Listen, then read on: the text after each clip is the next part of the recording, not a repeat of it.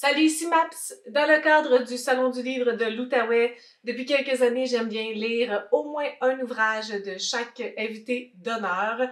Et cette année ne fera pas exception, donc j'ai commencé cet exercice avec l'auteur Jean Dumont. J'ai lu son livre « Le batelier des rives incertaines ». On va suivre dans ce livre un protagoniste, je ne sais pas si on dit Adéodat ou Adéodate. Dans ma tête, je le disais Adéodate, mais je ne sais pas. Donc, désolée. Donc, on a ce protagoniste, Adéodate, qui s'est retiré de son travail et maintenant, qu'est-ce qu'il fait? C'est du bénévolat. Il s'assure que les gens qui sont en train de suivre des traitements pour le cancer soient transportés du point A de leur maison à l'hôpital et de l'hôpital jusqu'à leur maison ou au centre, je me souviens pas exactement. Donc, c'est ça qu'il fait plusieurs fois par semaine, c'est son occupation.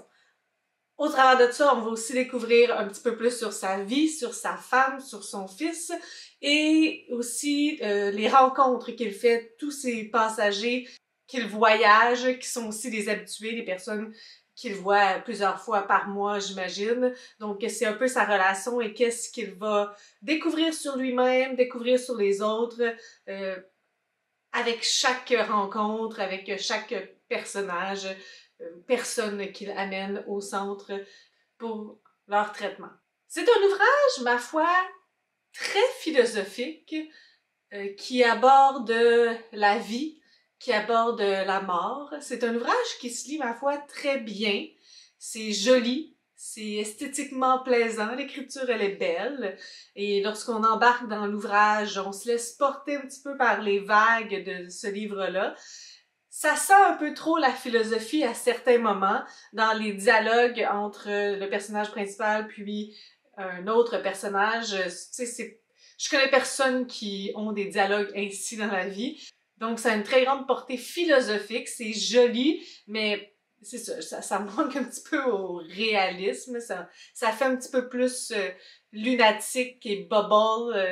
C'est ça, je me verrais pas avoir aucune discussion ainsi, mais c'est pas grave, ça m'a pas trop choqué. Je pense que si on embarque dans l'ouvrage en sachant ça, ça peut aller. Donc, j'ai trouvé ça joli, j'ai bien aimé ça, je me suis laissée porter par l'ambiance.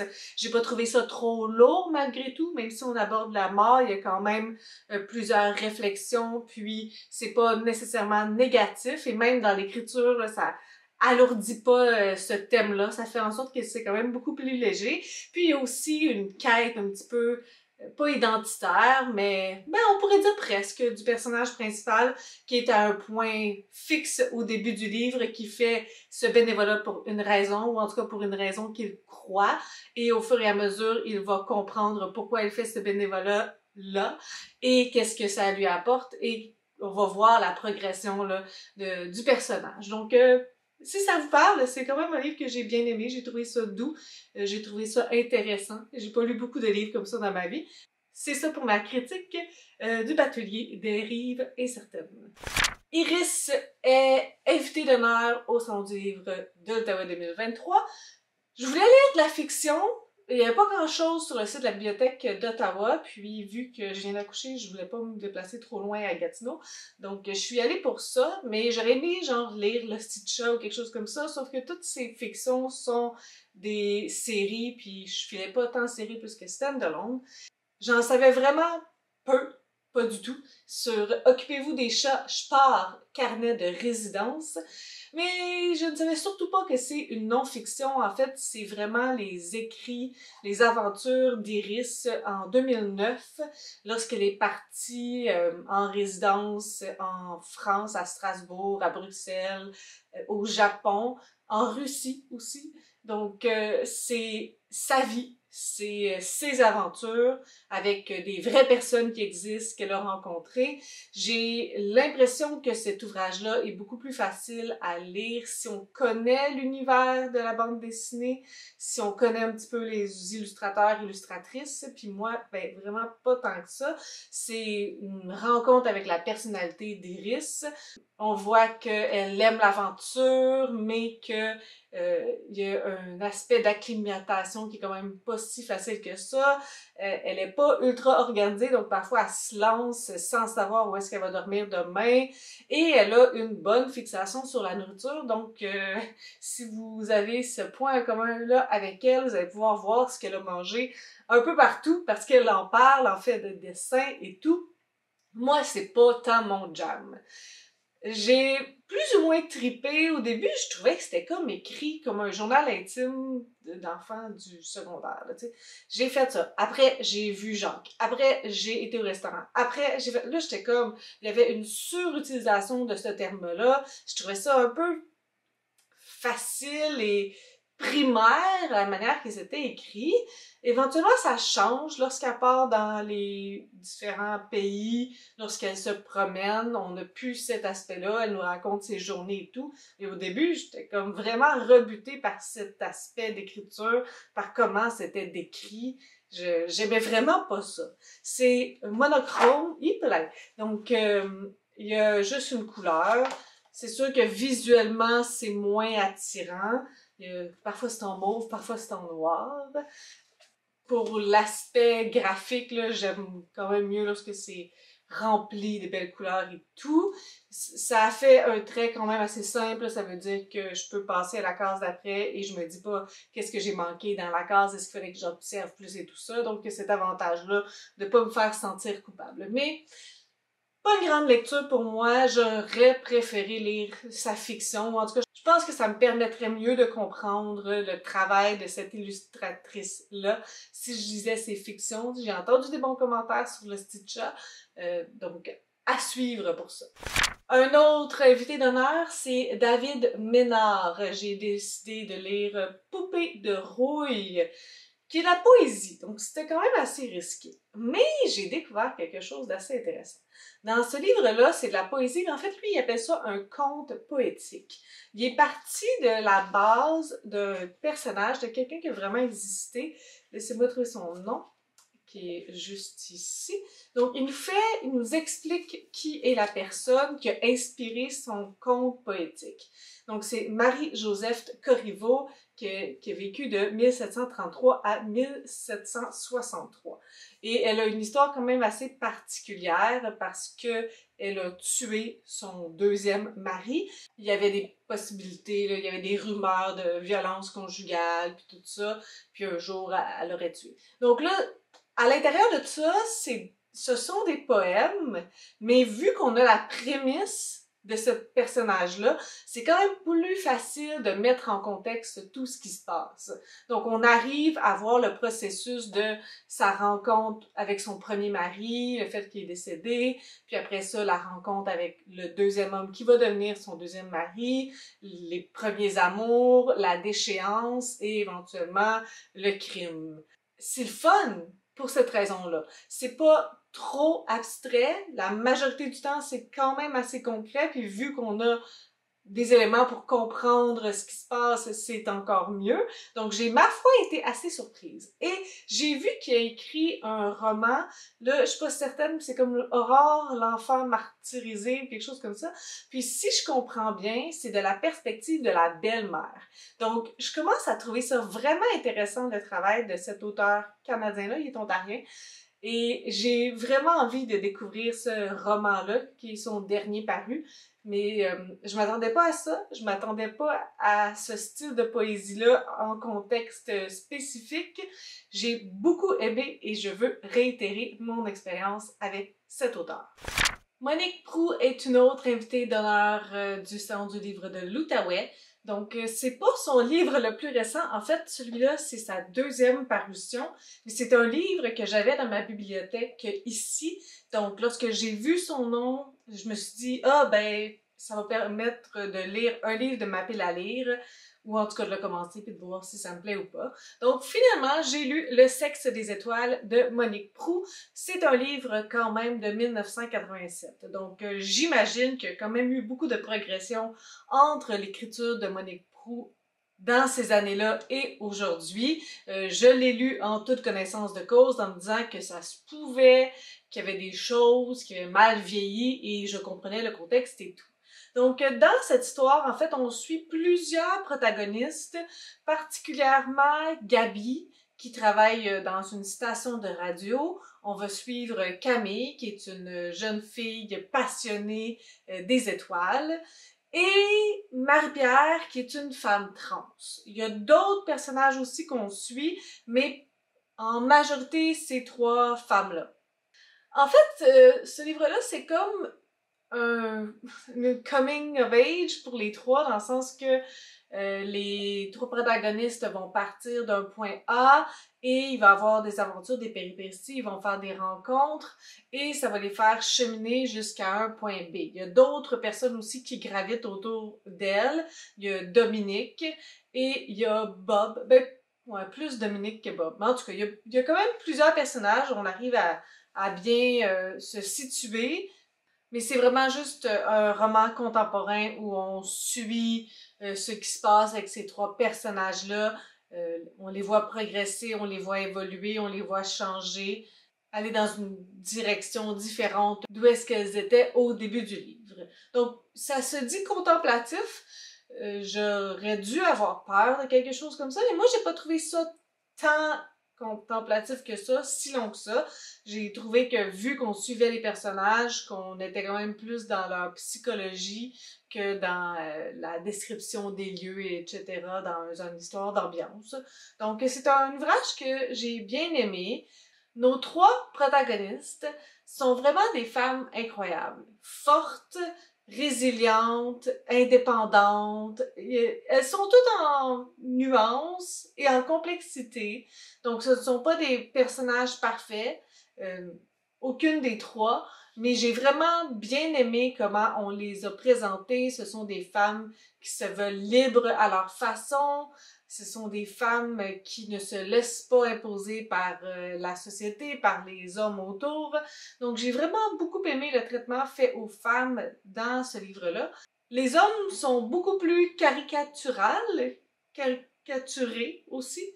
Donc, sont des caricatures sur deux pattes, des stéréotypes. C'est peut-être plus ça le mot que je cherche.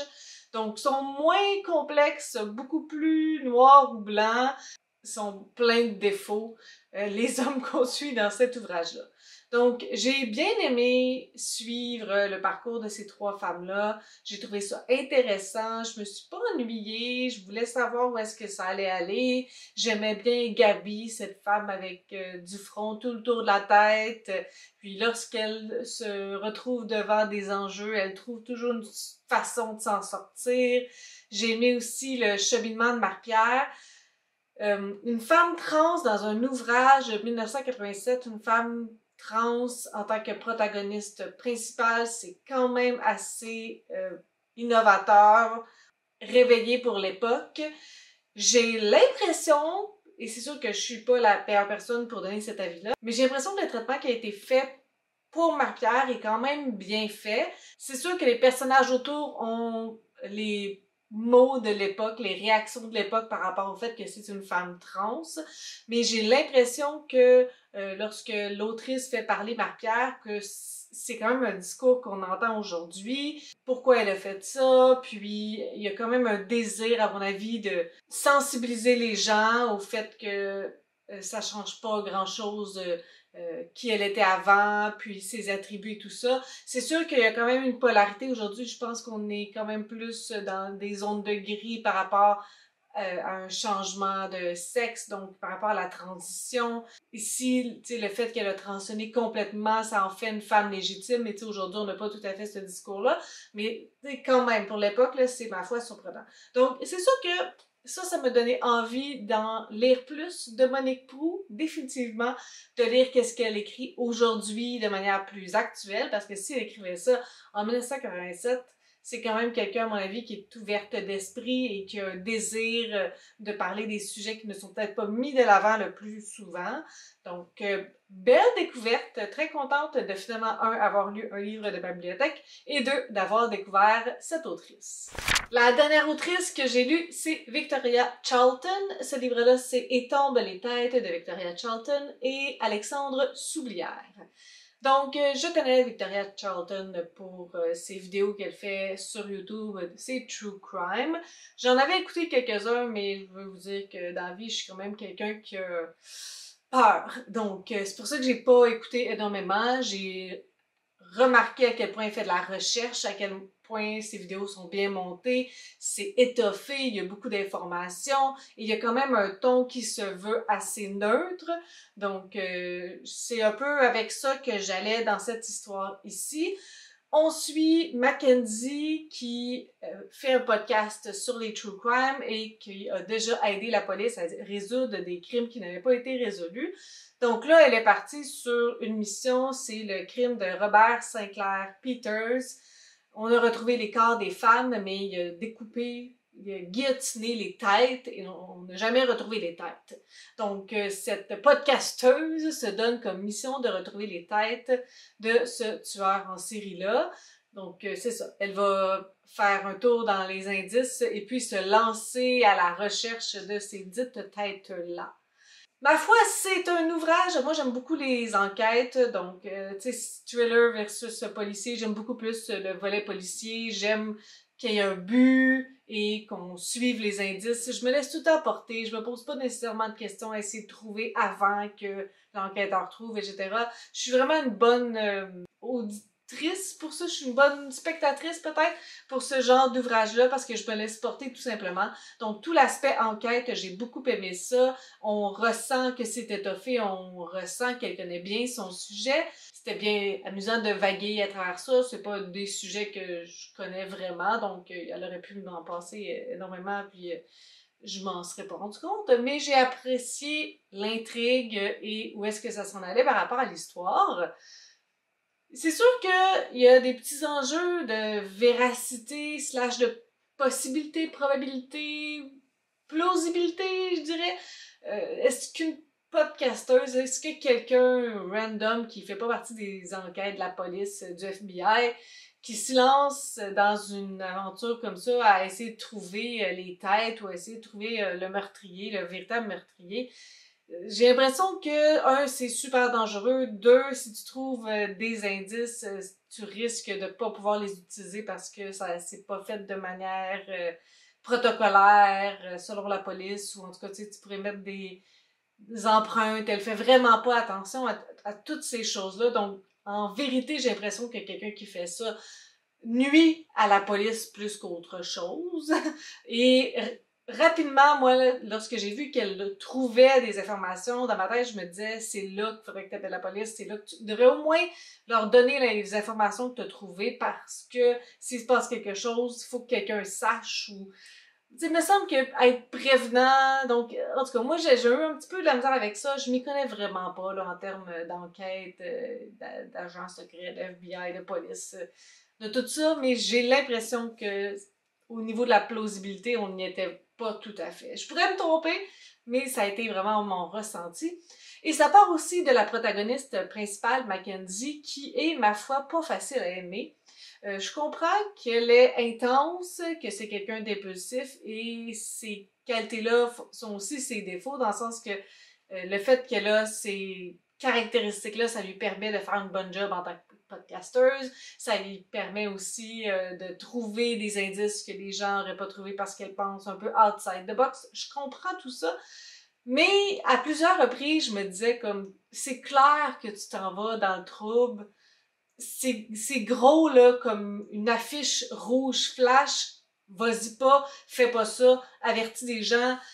Il y a des choses qui ne sont pas légales, puis je me disais, il me semble que ça prend pas la tête à Papineau pour te dire, c'est pas une bonne idée. Je comprends qu'elle veut vraiment résoudre et trouver des indices, mais c'est ça. Hein, on la voit aller dans le trouble à 200 à l'heure. Donc, elle est pas tout à fait facile à aimer, où il y a beaucoup de moments que j'étais comme les yeux dans les airs, puis of course que c'était sûr qu'elle allait se passer quelque chose parce que tu fais pas attention, t'es impulsive et tout et tout. Ça fait partie de sa personnalité. Elle a aussi un trouble de bipolarité, donc il y a tout ça aussi, puis sa vie est un peu en décrépitude, là, tout vient de lâcher, donc ça va pas bien. Ce qui peut expliquer tout cela, mais définitivement, c'est pas ma personnage principale préférée. Mais j'ai apprécié la route. Ça se lisait comme un page-turner, ça se lisait super rapidement. T'embarques puis tu veux savoir là, comment ça va se terminer, donc il n'y a pas d'enjeu au niveau de la lecture par rapport à ça. Donc une belle découverte malgré tout. Là, habituellement, je réussis à lire un livre de tous les invités d'honneur, mais ils en ont annoncé quelques-uns avant Noël, mais ils en ont annoncé comme 5 le début de février. Donc, j'ai pas eu beaucoup de temps, pour lire tous les auteurs et autrices invités du Salon du livre de l'Outaouais. Et deux, il y en a, ben, les 3 en fait que j'ai pas lus, il y avait quand même des enjeux, qu'il y avait des choses qui m'intéressaient plus ou moins. Donc, Geneviève Guilbeault, c'est la représentante des auteurs pour la section jeunesse. Et l'année passée, je n'ai lu des ouvrages jeunesse, mais c'est vraiment pas ça qui me plaît. Donc, cette année, j'ai regardé c'était quoi qu'elle a écrit. J'étais comme, oh, non, vraiment pas. Donc, je n'ai pas lu Geneviève Guilbeault pour cette raison-là. L'autre auteur invité que je n'ai pas lu, c'est Tristan Péloquin. Lui, c'est l'inverse, c'est des non-fictions. Donc, il a écrit Faire ses recherches, puis quelque chose sur le cannabis. En regardant les 2 ouvrages, j'étais comme, ça non plus, ça me tente pas pantoute, je suis pas dans le mood du tout pour ça de ce temps-ci. Je veux des fictions, surtout pas sur des sujets aussi loin de moi et lourds. Et la troisième personne, c'est Vanessa Léger. Malheureusement, cette autrice-là, elle a juste écrit 3 livres, mais c'est une série. Je sais pas si c'est une trilogie, mais pour l'instant, il y a juste les tomes 1, 2, 3. Puis, je me voyais pas trop lire une série, ou en tout cas embarquer dans une série. Et 2, en fait, le premier tome de sa série n'était pas disponible à la bibliothèque. Donc, c'est ça. J'aurais pu lire le 2e et le 3e, mais habituellement, c'est mieux de commencer par le premier. Donc, malheureusement, je n'ai pas lu tous les auteurs et autrices cette année, mais au moins quelques-uns quand même. Puis, ben, peut-être que l'année prochaine, je serai plus chanceuse. Alors, voici ma vidéo. J'espère que vous l'avez appréciée. J'espère que vous avez fait des belles découvertes parce que moi, pour vrai, j'en ai fait. Et sur ce, si vous avez des suggestions, des critiques, des commentaires, n'hésitez pas à le faire en dessous de ma vidéo. Je publie une vidéo le samedi. Si vous avez aimé cette vidéo, n'hésitez pas à mettre un petit pouce, à vous inscrire à ma chaîne. Et sur ce, je vous souhaite de bonnes lectures.